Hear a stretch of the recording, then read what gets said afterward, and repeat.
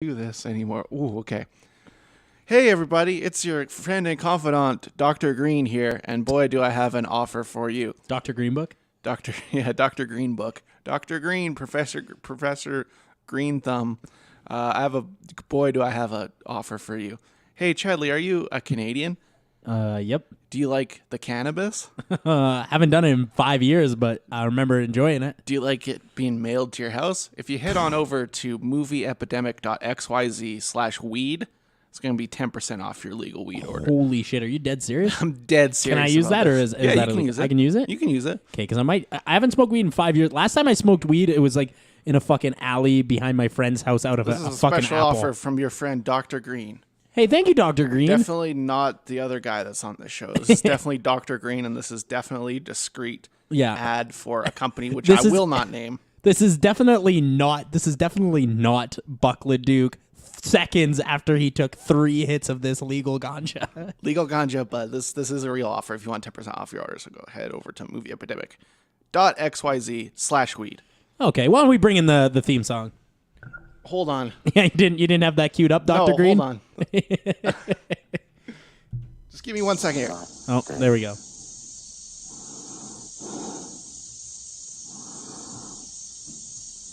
I'm afraid.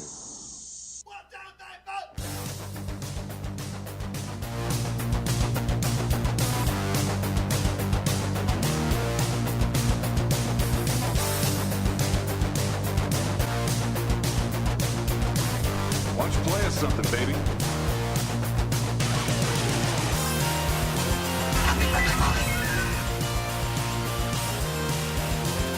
Start? I don't feel so good.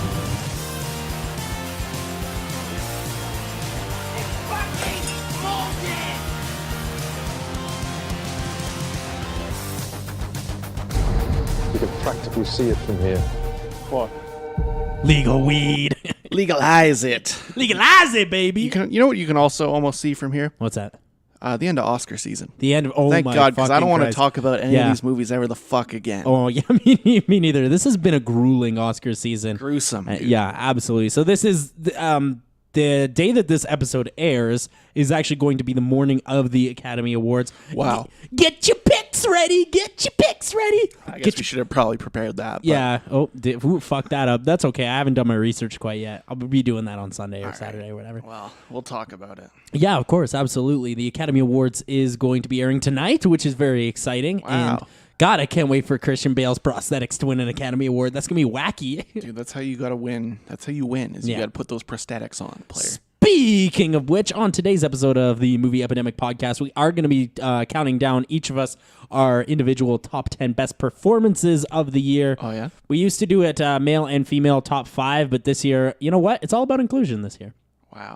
Yeah. Oscars so included. It's Oscars so included. So we just did top 10 performances of the year as a whole. But I'm not going to tell you what else we're talking about on this show because that's actually not my fucking job. So if Podcast Spot 5000 could get the fuck... Hey, Podcast Spot 5000, how much of that legal weed did you smoke? I don't actually do that anymore. I'm more of a dealer now. Okay, wait, you deal legal weed? Yeah, you can go over to my website. Do you like work in one of those little stores? No. You got it behind the glass. It's a mail order only dispensary. Okay, do you work for the Albertan government? Nah, it's one of those illegal ones. You can go to my website. It's movieepidemic.xyz/weed. All right, you motherfucker. What are we talking about on this week's episode of the Movie Epidemic podcast? Just before we get into things, I did want to mention that the only performance that Rami Malek is winning is the performance of him not knowing Bryan Singer is a boy rapist. Yeah, and they might give him the Oscar just for that, to be honest. Anyway, today you're watching Lego Movie, Fathers and Sons, the terrorist movie, and also you're going to be watching The Wife. I bet that's not boring. Fucking losers.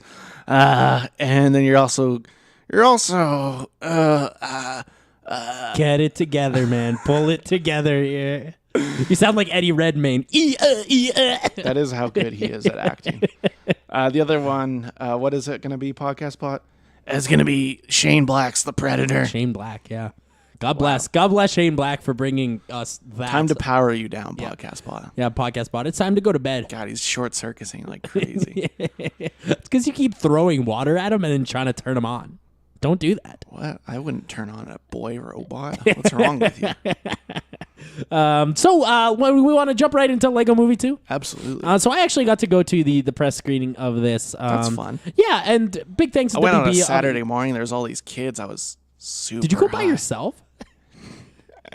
Maybe. You got really high and went to a Saturday morning showing of the Lego Movie Part 2. Yeah, sat right up front. Dude, that's pretty tight, to be honest. I'm not even mad. God, my eyes were barely I was open. But I was about to get mad at you, but you know what? I'm not mad. I did pay attention, but I will say my eyes were barely open. But yeah, I had a really good time at the press screening of this. Again, thank you, WB. You know what I love about the WB screenings? Was that guy there? Yeah, that fucking guy with who like he wears the WB The shirt. WB employee. Yeah, He's one of my favorites. Yeah, he's the best guy. So we saw him at the Crimes of Grindelwald showing in the Meg as well. Ready Player One. Yeah, and Ready Player One. Yeah, and that guy, man, he gives a shit, man. He really gives a He shit. does. He likes presenting the screenings. Yeah, absolutely. He throws shit into the crowd. He's got like a t-shirt gun sometimes. He's having a blast. What is this unknown fluid that you're just engulfing? What the fuck is that? It's a banana smoothie with a lot of weed oil in it. Oh, I got you. Okay, yeah. I think you might be an addict. I don't think so. Yeah, I think I should send you to jail maybe. It's all legal though. So let's talk about the Lego Movie 2. I think as far as are you good? Are you going to be able to make it through this podcast? Yeah. Jesus Christ. Get it together, man. pull it together. Here. Yeah. So the Lego Movie 2. Let's talk about this movie. It's good. I think this is a good movie. I liked it just fine. I think that it isn't as good as the first one. I think the problem with the Lego movies is you have to be interested in looking at references for 2 hours. Yeah, and you know what? I did like that. I love the first 20 minutes of this movie where it's basically like that Mad Max Fury Road Yeah, people like homage. that. Yeah, I really like that because I think the idea of having the Mad Max world and having just one like relentlessly optimistic person in the Mad Max world is so funny. That's fun. I think that's a very very funny and well structured joke. Doesn't need to go on for 20 minutes. I don't know. Oh, no, it doesn't. Hey, so long. But here's the thing I like about this movie the most is that it's really like where the first one, like everything is awesome. This one is like, it does really reflect the times with like the everything is not awesome. This is a Trump era movie. Dude. Yeah, of course. Yeah, because everything got bad. Everything got bad. There's a leader that is promising everything and is Just fucks off. and is it's kind of like she doesn't have a real face. You know? Yeah, that's very true. That's very true.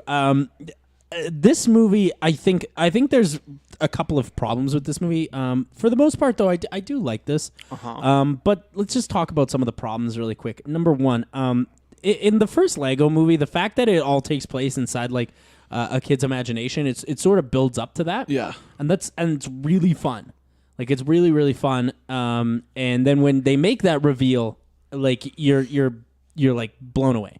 It's a lot of fun. Right. Maybe not blown away, but you know what I'm saying. Yeah, anytime you see Will Ferrell, you are blown away though, because you're very easily pleased. Yeah, by that hair mostly. God, that hair. But in this movie, they can't do that anymore. They've already given the reveal in the first movie, so in the second movie, they just have to lean on it. And they lean on it a lot. They lean on it way too much. They lean on it far too much. And then now here's how my brain works: is that my brain, because when I saw Lego Movie 1, I was like, okay, it's Toy Story rules. Okay, whatever. Toy Story rules, baby. But in this movie, Not Toy Story. it's not Toy Story rules. It's like fountain rules now. There is no rules. Oh, shit. Yeah, I didn't realize we were into fountain territory. Yeah, Thank like- you, Darren Aronofsky. Yeah, is this the fucking fountain? Because is this Tree of Life? There's no rules. Because There is raptors in it, so it could be Tree of Life. Oh yeah, that's right. That's right. And Brad Pitt fucks a raptor. and I'm sure somebody's fucking that raptor. But then because as soon as you get the whole thing with like Chris Pratt stuck underneath the dryer for however long. Now, here's the thing with that stuff. This movie is basically a parody of Chris Pratt's rise to fame. Yeah. Only been 5 years though. Let's ease off on calling him super famous and cool. Yeah, the problem is this movie does jerk him off. It's like Phil Lord and Christopher Miller were like, how do we jerk off the guy who got famous off our movie? How do we just jerk him off? And that is all this movie is. Like, especially like in the middle half. Now, here's the good thing about this movie. Jokes are fucking funny. Sometimes. Jokes, I don't even think sometimes. I think most times. I think most of them are just references and barely land for me, except for whenever Bruce Willis shows up, I'm laughing. That Bruce Willis joke is the funniest joke of the whole movie. Yeah. That, like, without a doubt, the Bruce Willis joke is the hardest I laughed. Was it actually Bruce, too? I didn't look It was, that up. yeah, it is. It actually, yeah, it is Bruce. Battle I Bruce. did look it up. It absolutely was Bruce. Yeah, and I think that this movie is charming, but just less so than the original. Because here's the problem with the first movie, is that the first movie... here's the problem with the second movie. The first movie is a journey for all these characters. Mm-hmm. And so by the time you get to the second movie, they've all gone through their journey already. They've all discovered who they are. So the only thing you can do is challenge Emmett's optimism. And that's what they do. And by the time and fuck with what you already know about the characters. Yeah, exactly. And by the time we're a movie and a half in, and they're like, Emmett's a pessimist now. I'm like, I don't know. I don't buy it. Dude, fucking lived through Trump's apocalypse, and he's still pretty smiley. What? Yeah, he's loving it. Yeah, but he falls under the dryer, and now he's bitter. What the fuck? I don't buy it. Hey, what the fuck? And then as soon as they start introducing time travel, then nothing makes sense. Well, now it's really Fountain Rules. Fountain Rules. Yeah, and but I do like this movie a lot. I especially like. I definitely love all of the musical numbers. Because this one's more of a musical than the first one. Yeah. And all the songs are written by John Lajoie, good Canadian boy. Very weird, but okay. Which a very weird thing for those of you who watch The League. At least he's working, though. At least he's working. Yeah, I'm glad he's out there. He's doing something. Because he's definitely got the League, some allegations. The League his way. is the League done? Yeah, it's been off for a while. It did 7 seasons. Because I wasn't sure if The League wasn't done or if just the whole world stopped watching. Maybe both. Yeah, maybe both. Perhaps both. 7 seasons is pretty good for that kind of show, though. Yeah, that's true. Yeah, I agree. A show like that will usually get 3. Yeah, or 1. But yeah, all the original music written by Jean Lajoie is really great, especially that one with T-Pain. Oh, dude, I love that. Yeah, that one was this one's great. gonna get stuck inside your head. Yeah. That song. Look, here's the thing. I don't want to give. Really Didn't. did. Certainly did. Didn't work on me. Really Didn't work on me. Didn't bad eye. Well, you have a weird robot brain, so that actually checks out. I do have a tismed up robot brain. Yeah, you're absolutely an alien. But I definitely got stuck inside my head, which was the point, which pissed me off, to be honest. More than anything, I was pissed off. Yeah. I could tell all the parents that brought all the kids were also pissed off because they're like, oh, God damn it. Yeah, no, They're never going to stop singing this shit. Yeah, I would never want to show this to a kid. There's a lot of kids there that surprisingly very respectful kids because it was at the downtown theater. Oh, really? At the downtown theater? Yeah. Dude, shitty kids go to that theater. No, they're very respectful. God bless them.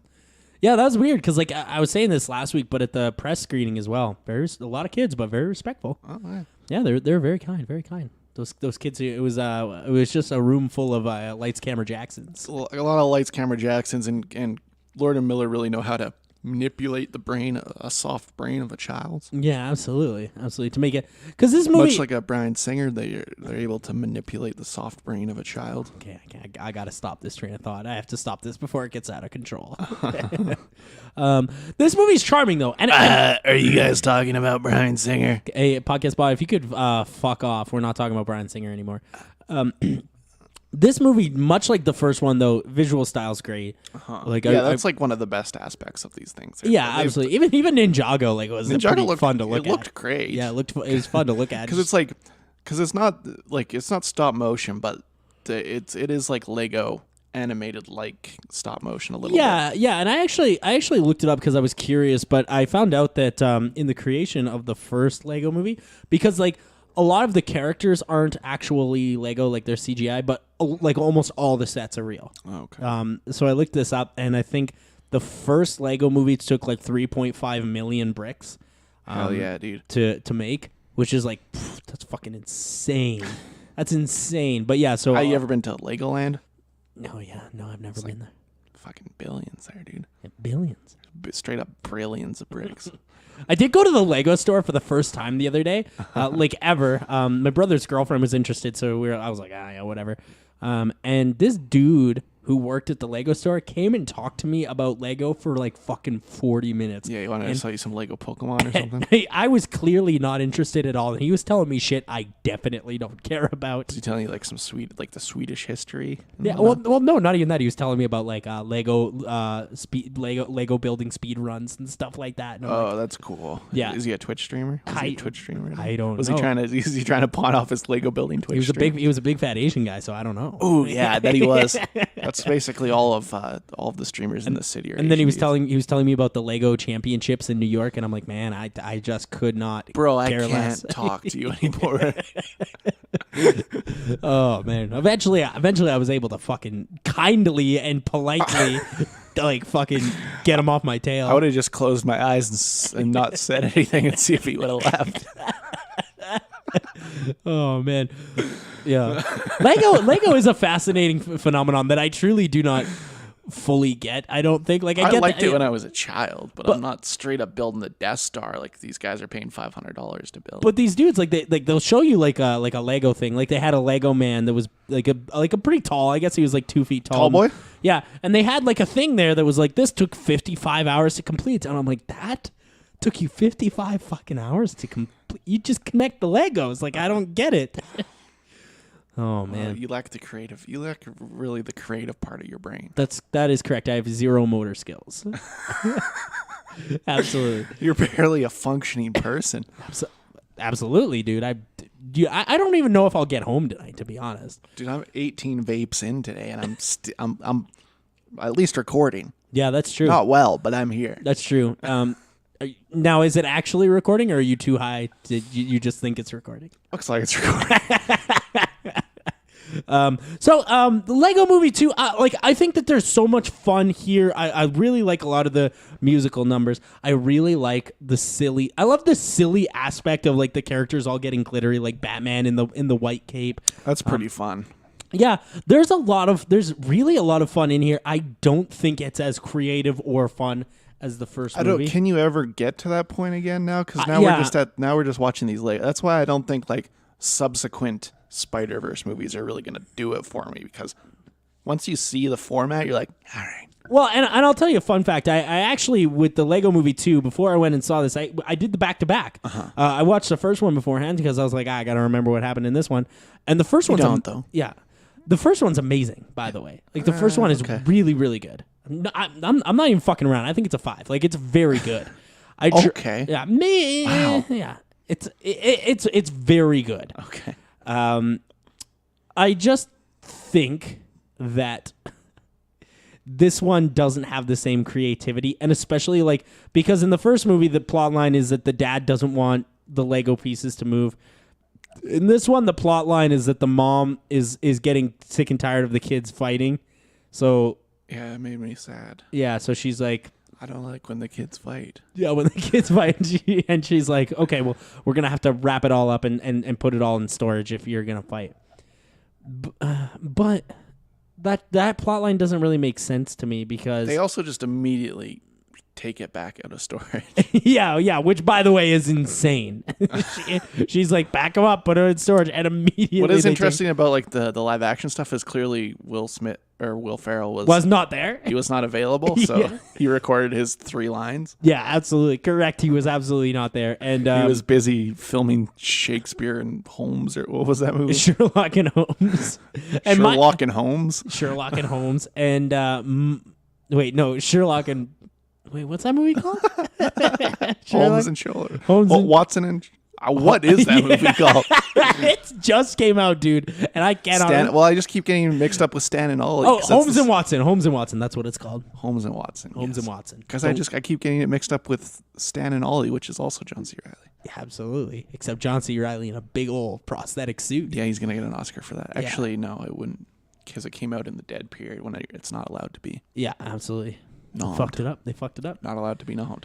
Coogan wouldn't have got a nom, but Riley Coogan will never get a nom. He's just out there making fucking trip to Italy and shit.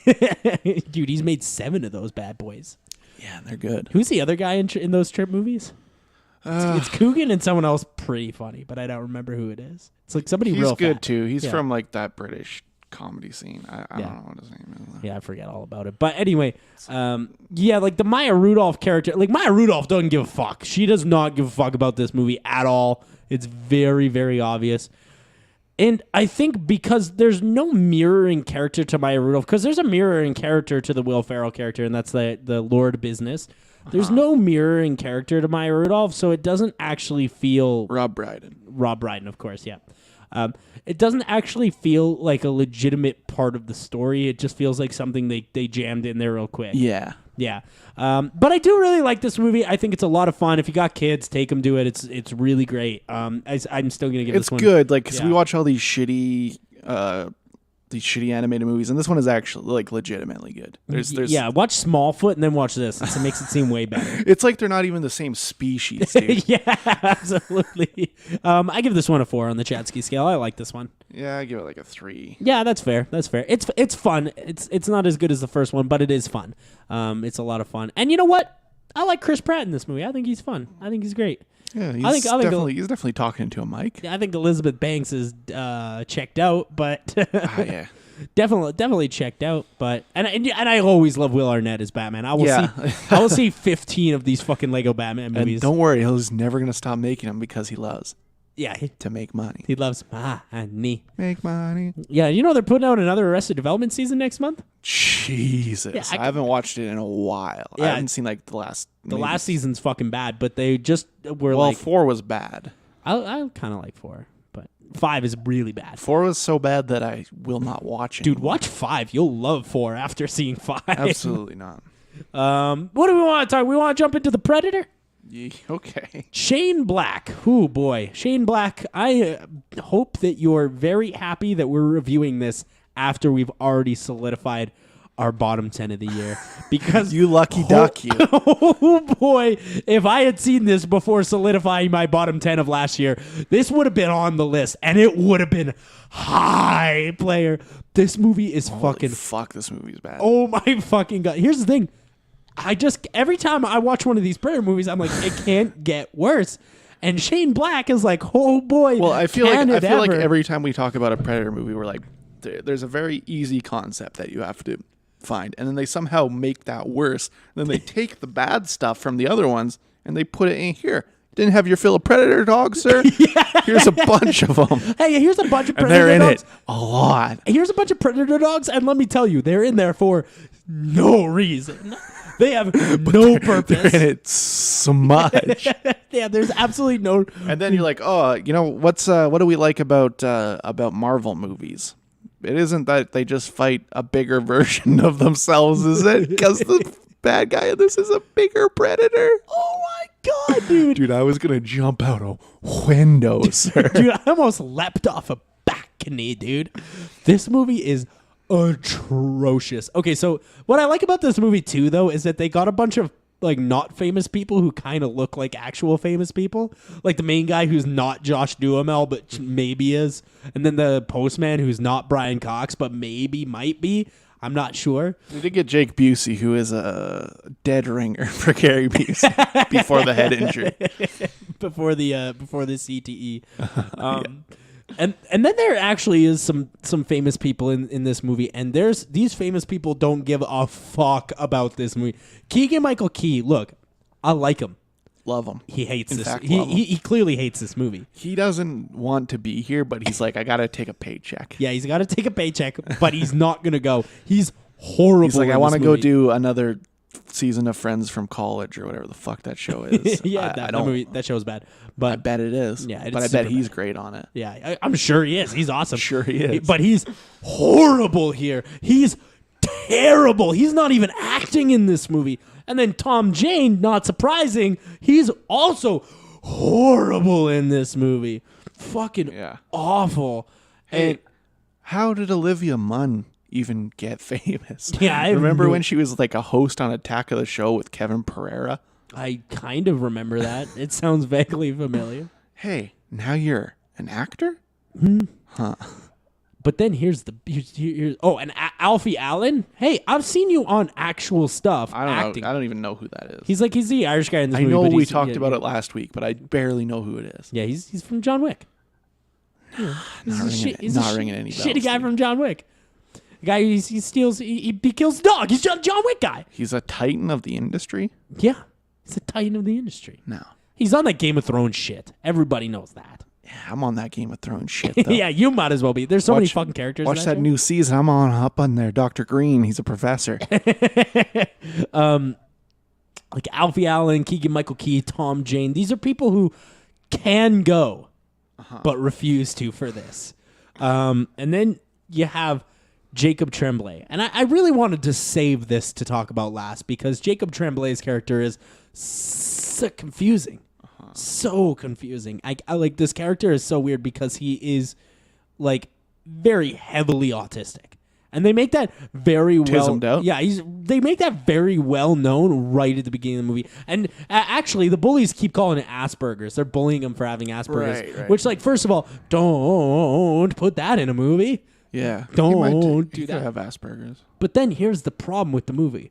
Halfway through the movie, he just doesn't have it anymore. Well, that's because the alien technology cured him, didn't it? Maybe. Maybe that's just what I was writing in my head because I'm always writing a better movie than any movie I'm watching. Yeah, you're writing a better movie than with Shane Black. Because, like, at the end of the movie... Is Shane Black, though, like one of the most famous people to trick people into thinking he's good? Yeah, absolutely. He's like, David Mitchell Gordon or whatever. Whatever his fucking... David three-name Mitchell Gordon. Yeah, that's something. Or Robert David Mitchell. There it is. I think that's it. Yeah, David Robert Mitchell. yeah. David Robert Mitchell. That sounds right. That's it. Yeah, he's one of those trick mans. Because here's the thing. There are some Shane Black movies I like. But do you really? I like The Nice Guys. I thought that was good with Ryan Gosling and Russell Crowe. It's fun. Don't like that Iron Man 3 shit, but I mean, what else has he got? He's got didn't he Lethal do- Weapon 1 and 2. didn't he do like Kiss Kiss Bang Bang? That Kiss movie's- Kiss Bang Bang isn't that good, though. It's That's what not I'm that saying. good, but it's not that bad. He's a tricker. He's a trickster.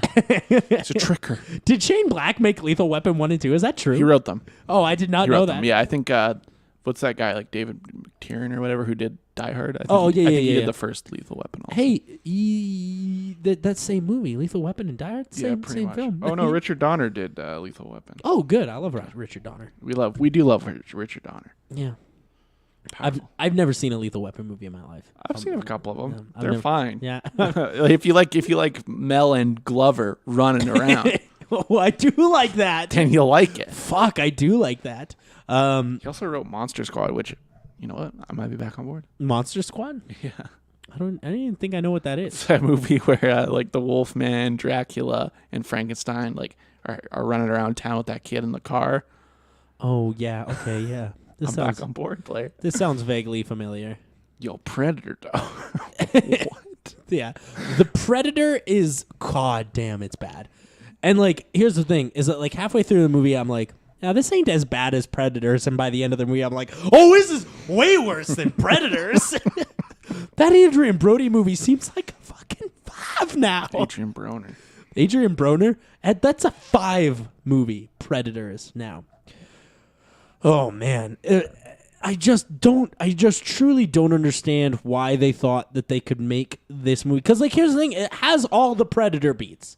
That is the problem with this movie. It even has like callbacks. There's like Get to the Chopper in there. Yeah, get to the chopper. There's a I got couple that other ones. I written didn't write them down, but I don't know if you had any other quotes. But there's definitely multiple ones from older movies. I'm like, what's like, going on here? And a squad of lovable misfits. Like you got all the pieces right. The pieces are there, but the final result, it's just so badly executed. Yeah. Oh, here's another callback. Is like when the lady who's been like trying to look for the predators the whole movie when she first sees one, and she's like, "You are one beautiful motherfucker," and I'm like, "How could you do this?" God, Olivia Munn swears a lot in this movie. How could you do this to me? How could you look me in the eye? It's and actually say, like, now that I think about it, it's like quite vulgar. Shane Black really likes writing the F word on paper. Yeah. Oh yeah. This movie says the word fuck a lot. But here's the biggest problem with this movie, and it's something I noticed right away, is that the action sequences are boring. They are really, really boring. They don't do anything to make them fun. It's like, and It's a lot of the Predator looking at stuff too. Yeah, it's a lot of the Predator looking at stuff, and then the Predator who is clearly a dude. Like in this movie, there's a dude in there, just a guy with a mask, and it's very obvious, and he's just sprinting around. It looks like one of those guys that beat up Jesse Smollett. Yeah. Shit, yeah. The Predators just look like a couple of those reggae band characters that he got to beat him up in that Jussie Smollett hoax. Yeah. And like if you listen to the sound editing in this movie, it sounds like it was edited by a toddler. It's so bad. Nothing is clear. Like I can't believe Shane Black, a fucking Notable filmmaker. Probably went to film school. Looked at this movie and said, "Yep, that's done. That's what this should look like. That's how the plot should be. That's how it's scripted. That's how it's fucking structured, and that's how it's edited. Unforgivable." And then even like at the end, they have like an Iron Man suit Predator thing. I was like, "Yo, you're not making any more of these because it's bombed like crazy." Yeah. And then the one guy's like, "What is that?" And he's like, "That's my suit." And it's like, what the fuck? Why did this movie even happen? 20th Century Fox, so Disney owns it now. Yeah, so Disney's ixnaying this shit, obviously, because they're like, we could just, after Iron Man 3, we simply cannot have Shane Black working. Well, that's I guess one good thing about the Disney overlord corporate. Yeah, and the main guy in this movie, I forget what his name is, it's like Boyd something, is Boyd Holbrook. Yeah. Boyd Holbrook. He's the worst actor I've ever seen on camera. He's extremely bad. Dude, don't act. He's one of those, like, he's always like the third guy in a Liam Neeson movie. Yeah, he's third bill. He's the third main character, but for some reason he's what fifth bill. What I'm saying is there's Liam Neeson and then all the bad guys, and he's like the third one. It's like, yeah, he's like, I will kill him at some point, but yeah, the third of in 5. fact, he was in Run All Night. Was he actually? And the Tombstones movies, whatever that. Walk Among Tombstones. Walk Among Tombstones. Yeah. That Walk Among Tombstones wasn't too bad, I don't think. He was in Gone Girl, Logan, Milk. Who was he in Logan? Who knows, dude? Who knows? I don't remember this player? in there. Oh, that was aggressive. Yeah. Speaking of aggressive, Shane Black, don't ever fucking make this movie. Yeah, come on, Shane Black. I know His that fourth build in Logan is Donald Pierce. I don't recall. I've seen that movie like 15 times. I'm like John Roca. I watch it every morning. And I have John Roca does watch that every morning. I watch it every morning. He said most mornings. Which is crazy because he likes to eat his Fruit Loops and drink some coffee and watch half of Logan. Which is crazy because he does 15 podcasts a week. Where does he find the time? I don't know. Less sleeping, I'm imagining. Yeah. All right, so Shane Black, this is a half star. This is the happiest half star. It's fucking atrocious. God, I was pissed that we had to watch this. Dude, I was really mad. Hey, and then I apologize for Predator. That was a bad mistake. Yeah, that was your call to do all the Predator movies, and literally there was one good one, and it wasn't even as good as we remember it being. Yeah, that's true. Valverde, baby. Valverde. This is still Valverde Studios, which is important, but I just cannot forgive those 5 movies. 5, dude. 5 half stars in a row. 5 weeks, player. Dude, I can't believe I gave all of them half stars except for the original one. I gave every Predator movie a half star. And you know what? That's fair. They deserve it, dude. They're atrocious pieces of garbage. I can't believe they made 6 of these movies and all of them were fucking bad except for the first one. That's an achievement, really. Yeah, that's crazy. That's a cinematic achievement. Because here's the thing, is that like the Terminator series has a lot of half stars, but at least the good ones plopped in the middle. You know, like, don't start me off with something not really good. The middle anymore since there's so many. Yeah, that's true. Don't start me off with something good and then continue to ham fuck me with your fist, you pieces of shit. Yeah, this movie's a halfy half. I hate this movie. Do we want to do our top 10 performances of the year? Absolutely, we do. Alrighty, so top 10. Lots of good stuff this year, actually. Why don't you go first? I went first last week. Yeah, so my number 10, this one might surprise you. It's a movie you maybe forgot about. This is Charlize Theron from Tully. Oh yeah, I did not forget, but I didn't put her on. But that's she was good. She's very good. She's a great awesome. actress. Yeah, she's amazing. And you know what? She's an attractive lady. I gotta say it.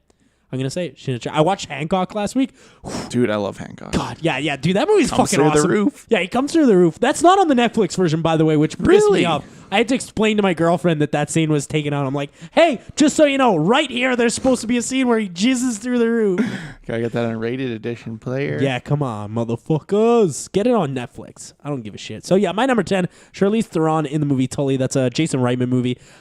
She is amazing in that movie because she does a lot of talking to herself, which I think is a really difficult task to achieve. So I had to throw her on. Absolutely. My number 10 is going to be Nick Cage from Mandy. Oh, that's my number 9. Ooh, that's a bunt. That's a bunt, heavy bunt. Nick Cage from Mandy, God, he is so good God, because he's just wiling out player. yeah, because he barely has to say anything, which is why I think he's good. It's crazy, like the strategy that Nick Cage has co-opted Yeah, is just be in every movie that's offered to him. But also sometimes he likes them, and you can tell which ones he likes. Oh, yeah. Quite a bit. yeah, because you can tell which ones he was on the set for more than 4 days. Two Really on one. insane strategy. Yeah, Humanity Bureau. That movie was filmed in a day, dude. Dude, Nick Cage, Bruce Willis, John Cusack, these guys these guys are having the craziest career trajectory, whereas Tom Cruise, who grew up who came up in the same era as those guys, most famous motherfucker on the planet. Yeah, and he's like I'm only gonna make blockbusters. And Nick Cage is like, I'm only gonna make movies that no one sees. But here's the problem with Tom Cruise is that Nick Cage will take any money that's offered to him, but Tom Cruise will not accept less than $10 million. Yeah, unless your name is Christopher McQuarrie. What movie did he make? Basically, the last 3 Mission Impossibles and Jack Reacher. Oh, okay. Basically, they only work together now. Yeah, Because Coop is dead, so it's like, yeah, who am I going to work with? Yeah, that's very true. And Tom Cruise has worked with Coop, and it's hard to come back from that. That's what I'm saying. Yeah, that's tough. What's your number 9? My number 9, maybe controversial, but I just think she was very good in this. Jamie Lee Curtis from Halloween. I don't think that's controversial. She is good in that movie. It's very good. Yeah, it didn't hit my list, but she's very good. Really nails the PTSD section of it. Absolutely. Like, you can see, like, she has raw emotion. I think she's very, very good. Absolutely. Some of her best work. Yeah, absolutely. My number 8, this is from a little movie called Blind Spotting. Daveed Diggs. Oh, yeah. God, That's I love going to him. be a heavy punt. Yeah, God, he's so good in that movie. And that final scene in that movie, like, there's very few scenes where I've seen acting that good this year. And so that's why I threw him on here. My number 8 is going to be from a little movie called Skate Kitchen. I know you didn't see this one. I did not. These were all first-time actors. They were the real people from the story. And unlike Clint's version, these people were very good at acting. So I'm going to give it to Rachel Vinberg, the main character of Skate Kitchen. Oh, awesome. That's awesome. I still have to see that movie. We'll have to check that out. My number 7, not only is this a movie that I'm sure everybody forgot about, except for me for some reason, but I also think this is an actor that's often overlooked, even though he's fucking amazing at acting. My number 7 is from a little movie called Apostle. That's Michael Sheen. Ooh, Michael Sheen. God. He's a perfect human. God, he's fucking amazing. He's so good. I cannot wait to see him play Willy Wonka. Except they've already fucked that up and given it to Donald Glover. I don't know if that's even happening. Yeah, anymore. I think that might be ixnayed, dude. That might be scrapped. My number 7 is going to be this guy. I'm really happy to see, and I think he's going to do big things. Lakeith Stanfield from Sorry to Bother You. Oh yeah, absolutely. Yeah, this was almost a bunt. Almost got this on my list. But again, though, dude, when he freaks out that he thinks he's a horse person, it's good stuff.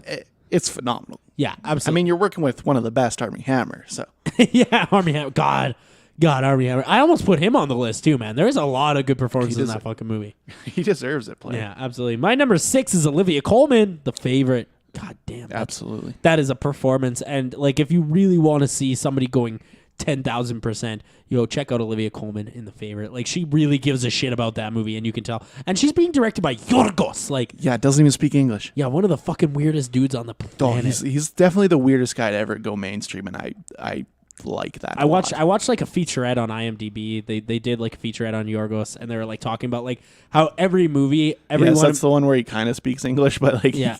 you can barely understand what he's saying. But they were talking about how like in every movie you can notice the same like 8 shots, because like he'll do like one shot that like they'll be like almost exactly the same, but like obviously like in a different. Well, movie. he's so calculated. Even like all of his posters are the same color. Yeah, absolutely. Yeah, the lobster and the killing of sacred deer. I don't know if I could tell those posters apart, to be honest. That's like he's making like this weirdo extended universe, even though none of them are connected. Yeah, absolutely. So my number 6, this is gonna be Steve Yeun, of The Walking Dead fame. He played the Asian guy.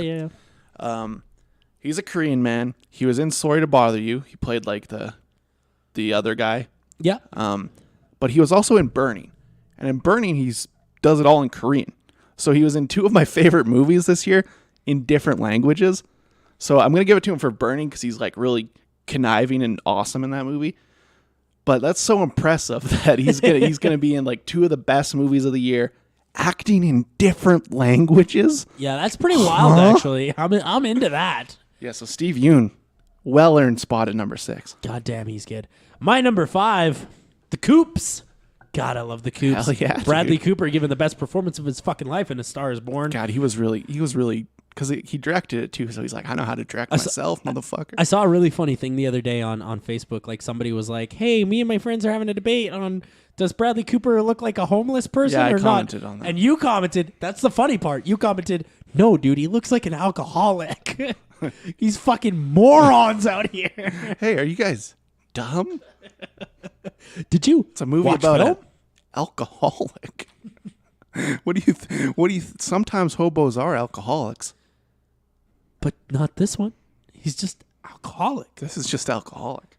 Yeah, that's actually an My number offensive 5 thing is going to say. be Toni Collette from Hereditary. Ooh, Toni Collette from Hereditary. God, I love when Charlie's head just fucking plops off. That's fun. Yeah, that's a boy lot when of fun. she like Toni Collette just starts screaming in this movie.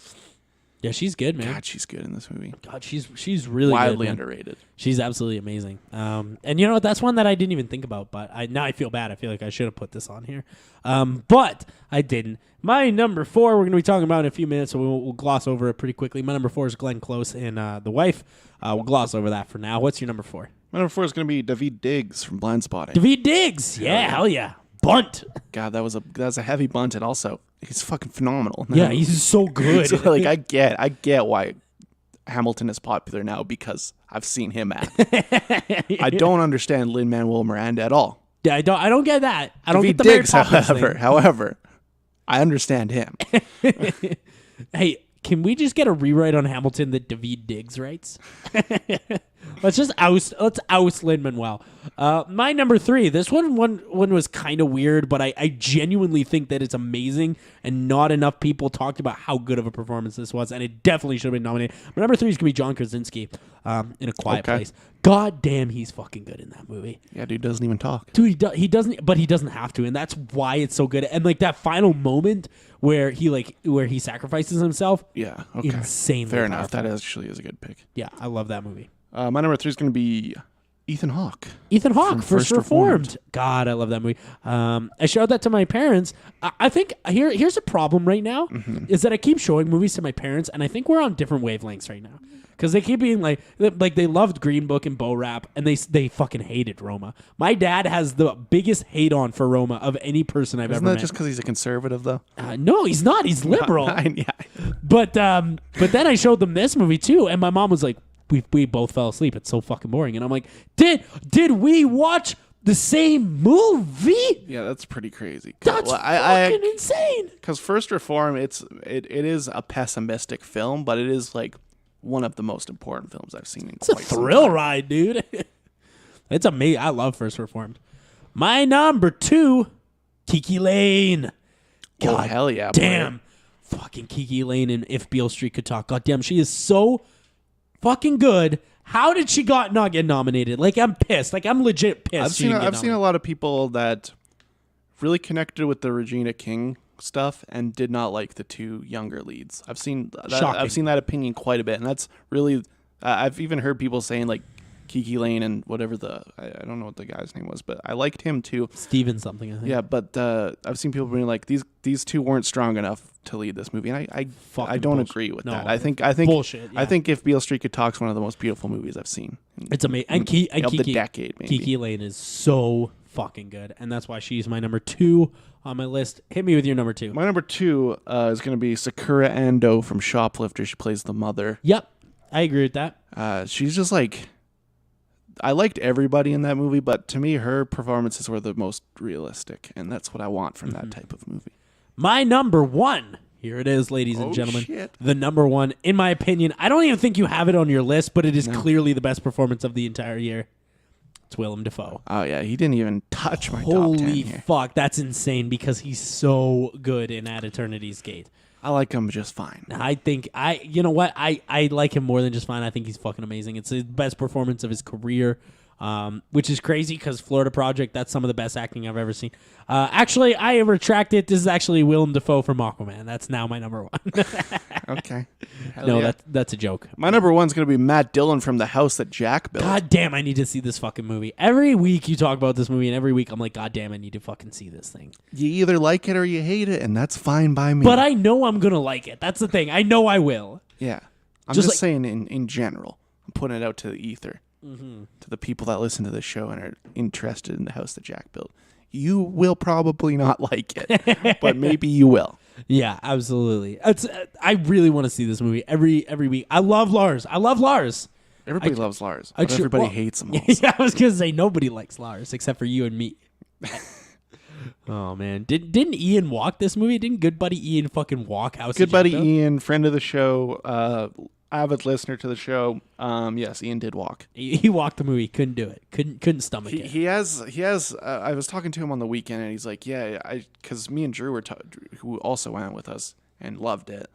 He's like, out of all the movies I've seen in like the last 10 years, this movie I think about almost every day. I'm like, that's what it'll do to you, man. And then Ian's like, man, I probably should just stay to see the ending.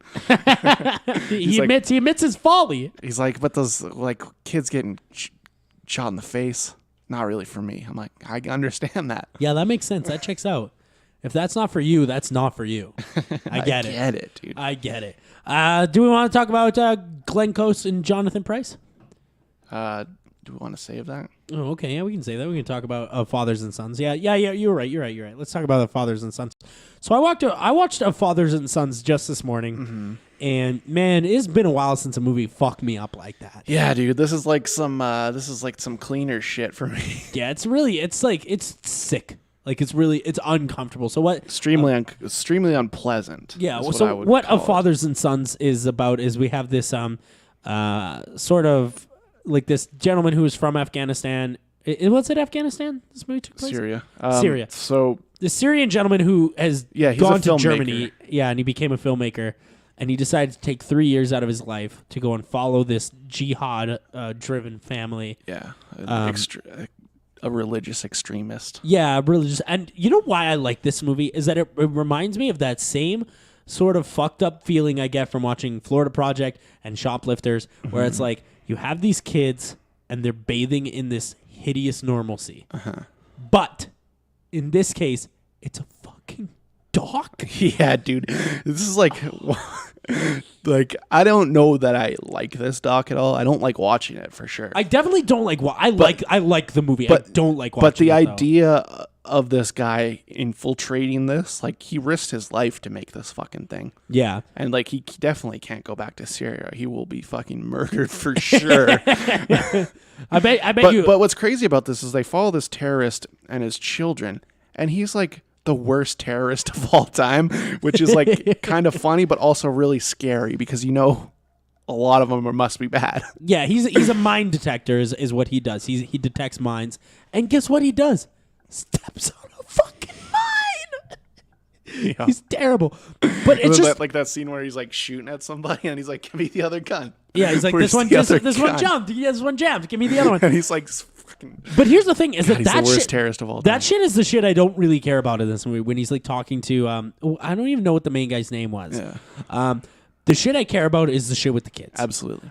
Because that is some of the most terrifying shit I've ever seen in But my I feel like entire you have life. to have the context that he's not very good at what he does to understand that he's teaching the children To be terrorists. to be terrorists. Yeah, to be terrorists and like these kids, because like the culture there is so much different. Like, Sure, it's You know, Syria. they- It's wartime Syria. yeah, they don't want to show cowardice at all. They don't want to show, and like there's like the scene where like Omar and I don't remember what the name of the other kid, Muhammad. Osama and Muhammad. Yeah, Osama and Muhammad. Yes, you're right.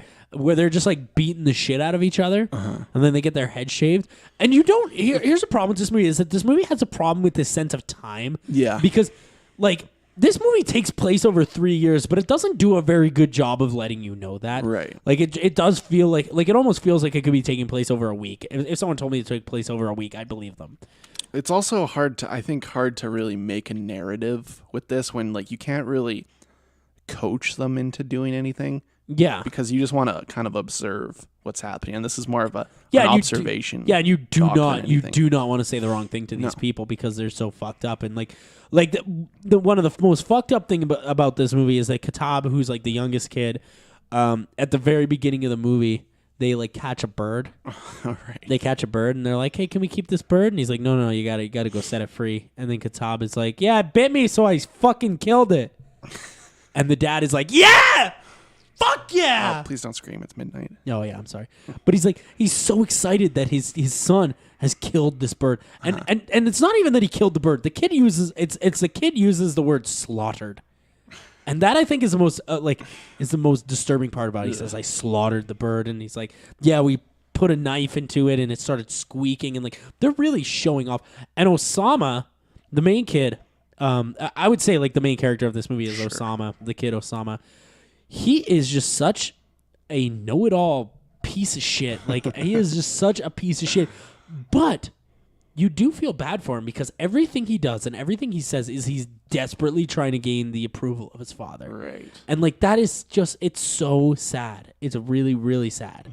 And then Muhammad, on the other hand, is more invested and interested in his education. So that's why I think Muhammad is a more likable character, but Osama is a more relatable character because like Osama, you kind of root for him which is like fucked up. Well, that's why this movie is. It's why it's That's why it's uncomfortable. effective. Yeah, it's effective and it's uncomfortable Because there's still real people, but also they're terrorists. Yeah, they're terrorists, but like, and especially with the little kids, it's not their fault. They Right. It's just how they were raised. There's nothing you can do about that. And there's like scenes in this movie where the kids are like outside playing, and the filmmaker's like, "What are you guys doing?" They're like, "Making a bomb." Yeah. What the fuck?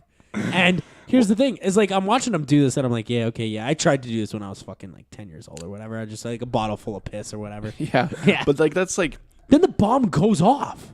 it's one of those things where it's like it's such a different culture. You look at that and like it's a big thing if you watch like UFC or Ultimate Fighting stuff. Yeah. Because like you see those guys from like Dagestan and like Russia and stuff, and like this is just kind of the culture where like you're just beating the shit out of each other all the Yeah. time, and it's like it's such a hardened culture, and like you see a guy like Khabib going into the octagon, you're like, who the fuck's gonna beat that guy ever? He just lays on you and chokes you out. Yeah. But this movie, like, it's really, really tough to watch. Sure. And, like, especially because, like, especially, like, one of my most favorite things about this movie is the Your narrative. most favorite things. What? No, keep going. I was making fun of you saying my most favorite thing. One of my most favorite things in this movie is there's, like, a part near there's a part at the beginning and a part at the end where it's being narrated by the filmmaker. And, like, I don't want to give too much spoilers, but like at the end, essentially what he's saying is like, fuck this. Like, fuck this. This is a nightmare. I can't live this anymore. I feel sick. I feel disgusted all day, every day. I have to get... Because this movie doesn't have a resolution. Because the only resolution is that the filmmaker just said, fuck, I can't film another goddamn second of this or I'm going to kill myself. That is so powerful. Like, even just that is powerful. It's when you look at something like Hale County, which like is another thing. Garbage. Okay, but like Stick with me for a minute here. When you look at that movie, or like Minding the Gap, and you see like them following them around, like Hale County, for example, that one just kind of ends also, whereas this one ends, but it has a reason to end. Yeah, absolutely. And that's what I need when it comes to slice of life docs. Yeah, and this movie, like, it's amazing how every movie that got nominated is pretty much a slice of life. But Hale County did it exactly wrong from Minding the Gap and this one. yeah, and this one, like, this is a good movie. Like, I don't think it's as good as Minding the Gap, but this is a very well made movie. Sure, it's very emotionally impactful, and it just hits you really hard. it definitely works. Yeah, it definitely works. I like this movie a lot. I'm gonna give it a 4 out of 5 stars. I'll probably give it a 3 just because I hated watching it. But Yeah, I mean, I hated watching it too. but I get it. It's yeah. well made. But here's the thing: I hated watching it, but I feel like I'll watch it again. I will not. I do feel like I will at some point watch this movie. It's like the Florida Project, right? Like, Yeah. It's like that discomfort that you sort of bathe in because it makes you think about the way the world is. And this one's a fucking dog. Yeah. Disgusting. Like, Gross. really, Yuck. really disgusting. That Osama kid's real ugly. Let's talk about The Wife. Hell yeah, dude. This movie's lovely. It's pretty good. It's I didn't pretty expect it. I didn't expect to even enjoy a second of it because it's an Oscar-nominated movie called The Wife. Player, could you name something more boring? But actually, not really that boring. Pretty interesting. Yeah. Actually. I was actually pretty intrigued, pretty much from like a start to finish, which was crazy because I really didn't expect to be. I don't think it's not blowing the doors off the Oscars here. But No, I think there's way better good, movies. Yeah. It's a good story that has a resolution that I like. So, I think the resolution is kind of the only thing I don't like. But all right, well, I guess we're on completely different I think wavelengths, but also going to give it the same rating. So whatever. Absolutely. So the good thing about this movie is that it's just lovely. Like that is like especially like the first third. Like it's just lovely. And that's kind of nice though because it sort of lulls you into this false sense of security about like how the characters are and what their relationship is like, and then like as the movie goes by, you're like, oh, you know what, this marriage is actually quite bad, and then the more it goes on, it's like, oh, this is like the fucking worst marriage of all time. Like they're fucking horrific. Yeah. Jonathan Pryce, dude, he would have been a close 11th on that top 10 performances. He's so good in this movie. I love him. I liked him a lot. Yeah. Yeah, I love him. But however, Yeah. it's hard to fuck with Glenn Close. Glenn Close is phenomenal. God damn, she's I so really good. like that Max Iron guys too. Yeah. He kind of he I looks don't know like, what he's from, but he was good in this. Yeah, I agree. He kind of looks like he should have been on Supernatural, but never was. He looks like he was in like maybe an American Pie movie or something. He looks like he might be the American version of Eddie Redmayne, but no, I do like him as he's well. British, dude. And hey, Christian Slater, I thought you were dead. No, dude. He's been on Mr. Robot for 5 years. Oh, dude, I've never seen an episode. With of that. Rami. Yeah. Oh, with Rami Malek and his fake teeth. He doesn't have fake teeth on Mr. Robot. But yeah, Christian Slater just rolls up. To be honest, I thought he was dead. I was really excited to see him. Then the movie, like, here's the thing about this movie is that it does have like this interesting back and forth, which I like, between like past and present. However, it doesn't explain that at all. So like when it goes to the past the first time, you're just like, who the fuck are these people now? No, it says a date the first time. Does it? Yeah. Oh, I must have missed Yeah, that. it's been close, player. Yeah, my eyes have been closed. I must have been shoving my 'Cause the face first full time of it's- chocolate covered popcorn. You were shoving your face full of something, that's for sure. Because the first time when it comes into the first movie, it says like the current date, and then when it goes back, it says like 19 whatever. 19 whatever, yeah. And you know what? At first, like I find Keep your eyes open when you're watching the movies, player. at first, I think that the back and forth is a little bit charming, but the farther it goes into the movie, the less I think it's necessary. Right. Especially like near the end where it's like showing her. I guess we're gonna spoil the movie. Whatever. Like it's showing her actually ghostwriting for him. I think I got it. You know. I think I got that from the Glenn Close and Jonathan Pryce half of it. I got that she wrote the books. Yeah. Yeah. and then I agree with that. Yeah. So what this movie is about? It's a very interesting movie about a guy who wins a Nobel Right. Literature Prize for writing books, and it turns out that actually he never wrote a single one of those books, and that he was actually his wife was writing them, and they were publishing under his name because at the time it was much easier for a man to get published than a woman. That's true. And so they were just writing books like that the whole time. He wasn't doing barely any of it.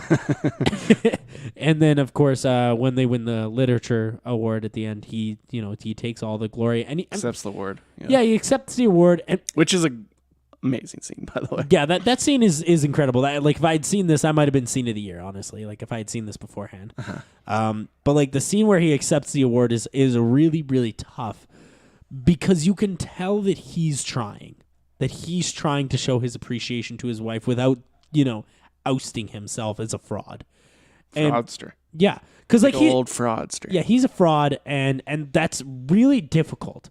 That's like really difficult to grasp that he's the fraud and that she is the victim. And she even says many times in this movie, like, I don't want to be seen as a victim, but she kind of is, and that is the cold, hard reality of this movie. And the weird thing about this movie is that through all this, him being this piece of shit who's cheating on his wife's fraud and her being so resentful and all this, through all of this, these two people still love each other so unconditionally. And it's actually beautiful to see, like, them going from like a scene where they're so upset with each other and so resentful and disgusted with each other to them embracing each other in undistinguishable love. Like, it's a very interesting dynamic, and it's tough. It's tough to watch because you have to understand how long they've been together, right? You want to hear something interesting though? Okay. This is actually a fact about this movie. Is that Shit. there's the Where'd actress. you hear this from? Were you in the... No, this is something I actually found out myself. Oh, you're at the pool and you heard this? Yeah, I was at the pool. So Annie Stark plays the young version of Glenn Close in this movie. Annie Stark has been in 4 films her entire life over a 20-year period between like 2019 and 2001 and 2019. She has been an actress in 4 films. 3 of those films have been Glenn Close films. She played the younger version of her? No, She was just in them. She was just in them. The other one was that I forget what it's called, but it's some movie with Catherine Keener. But the other 3, she was in South Pacific in 2001 with Glenn Close. She was in that one where Glenn Close played like the woman who was pretending to be like a man butler. I've never seen any Glenn Close movies. Albert Nom'd, I think it's called. I've heard of that, actually. It's good. It's actually a good movie. And then this. So she's only been in 4 movies ever. 3 of them have been Glenn Close movies. Is it like... Are they friends? I guess so. Yeah, That's what makes sense to me. They must be. They absolutely must be. Yeah. So she's only ever been in 4 movies ever. Yeah. All right. I just thought that was an interesting piece of trivia. Like, what are we doing here? Weird. Super weird. Yeah. But then, like, you sort of they all in between all of this inner conflict, there's also the outer conflict of how their son is so bitter that he can't write. Right. Like, he's not a very good writer. And he's bitter about it, and he's kind of a fuckface. Truth be told, he's kind of a piece of shit. And, Bit of a scumbag. yeah, He's high on marijuana. Yeah, a bit of it. Yeah, he gets high on marijuana. Jonathan Pryce done like that. No, he hates it, in fact. Yeah, not one bit. And then Christian Slater's character is also like a fuckface. Yeah. Like, he's a fuckface. scumbag Yeah. writer. Yeah, he's a total piece of shit. And I almost feel bad for Christian Slater's character. I won't give away like what happens in this movie, but Christian Slater's character gets the juiciest piece of information he could possibly get his hands on, and then Glenn Close is like, "Yeah, if you say anything about that, I'm gonna sue the fuck out of you." And it's true. The piece of information he has is true, and he can't do anything with it. That's fun. That's so, and like It's a very well written movie. Yeah, it's very well structured, to be honest. Yeah. I don't know if I don't think I like the dialogue all the time, but I do really like the actual storyline. I was really shocked at like how each scene worked its ass off to keep me engaged. I was really surprised because by it is that. like it does it does hook you in a movie that you don't really expect. And you know what? The tension between the two main characters reminds me a lot of what was that PTA movie that nobody saw except for you and me? Of Phantom Thread. Like it's the same. Oh no, people saw that. People love Phantom Thread, dude. Did people see Phantom Thread? Yeah, it was an Oscar nom. Yeah, but I feel like you and I were the only ones who actually watched that one. We might have been. I hear people talking about it all the time. That's a good movie, but like I feel like that's the same sort of tension that you get from that movie. Yeah, is I agree. right here in this movie, but in That this movie's movie, a little better, but yeah. yeah, that movie is a little better. I agree. This one, it's like Because the thing about this movie is really great plot, really well acted, but it's not really. It's not like. I think there's a lot of really amazing tonal change in this movie. That's true, but it's not like a movie that's really that groundbreaking. There's not really that much going on. It's people, a very people aren't going to remember this movie in 3 years. no, for sure. It's a very like tight knit family drama, and that's fine. Yeah, and it's and even at times it's a little standard. Sure, Like it's a little standard. most of it is. Yeah. I mean, just because the plot line is well thought out doesn't mean that it's not just ideas I've seen before. Because I have exactly. seen this exact thing. Yeah, absolutely. I really like this movie though. I'm gonna give it a 4 on the Chansky scale. Yeah, it's a good one. Yeah. Glenn Close. I think she's got a chance. I think she should win. Like of all the people who are nominated, she should definitely win. I agree. I When don't know if she will, but she's got a chance. when she's up on that stage later tonight, if you listen to it on Sunday. Oh, Yeah. Chadsky's won that round. Yeah, absolutely, absolutely. Look, here's the thing. That's what I'm voting is Glenn Close. I don't even give a fuck. Like that's who I'm voting for. Good for you. Stick to your guns. Although And Willem, you're voting for Willem? no, He's not going to win, player. No, I'm not voting for. I'm fucking voting for Bale. Obviously, his fucking prosthetic face. He will win. He's got prosthetics. He's gonna win. You got to get them prosthetics. Dude, we on. saw fucking Gary Homophobe Man last year win an Oscar for all those fucking prosthetics. Yeah, the performance which you love. Yeah, I did. I actually do like that performance. That is a good performance. Bad movie. Yeah, it's not that good. But, Bad movie. Yeah, very bad. But Podcast Bot 8000. Okay. Hello, Buck. Hey. Did you notice I'm wearing your joggers? I not only did I notice, but I'm now refusing to acknowledge it. Look at your joggers I don't see on anything my nice metallic buttocks. on your metallic nutsack. Please, I don't even know how you fit in those. You're a little boy robot. will you wear them again? I would like to see you wearing them again. I will not. Please wear them on the next episode of the Movie Epidemic What are we watching? podcast. Can you get to a podcast spot? The boys will be talking about the 91st Academy Awards That is true. hosted I'm not by going to watch it, though. nobody. Oh, you'll watch it. How am I going to watch it? I don't have cable. My mom's going to send me your fucking cable provider sign-in information. I'm going to watch it online. You just come over to my house. Okay. You'll also, now that the freeway is over, you can watch whatever the fuck you want, which apparently is Korean film Burning. Hell and yeah. also apparently a fucking doc Oscar nom. yeah, we might as well still be on the freeway at this Well, point. here's something that I'm announcing for March, at least for my picks. We're doing doc merch. Doc March. All docs. All docs. 4 docs in a row. Free Solo, the doc about the piece of shit who climbs a mountain. And You might like them, though. and Stephen Merchant. Everybody else in the world likes them. Stephen Merchant's new film, Fighting with My Family. Oh, you mean The Rock's new film? No, I think he meant Stephen Merchant's new film. No, The Rock made it, though. Yeah, but Stephen Merchant made it. Stephen Merchant was there. The Rock funded it. I think The Rock was there and Stephen. Well, yeah, well maybe The Rock funded it. But look. When you watch Pulp Fiction, you don't call that a Tarantino movie. You call that a Harvey Weinstein movie. that's a Steiny. That's a Stein right boy. there. Yeah, right there. That's a Stein. yeah. Get the fuck out of here, Podcast Spot 8000. God, I hate him. God, I'm going to go for a jog in my new joggers. Why do you even have joggers? You're so fat. You've never jogged. I'm pretty svelte, actually. I'm in good shape.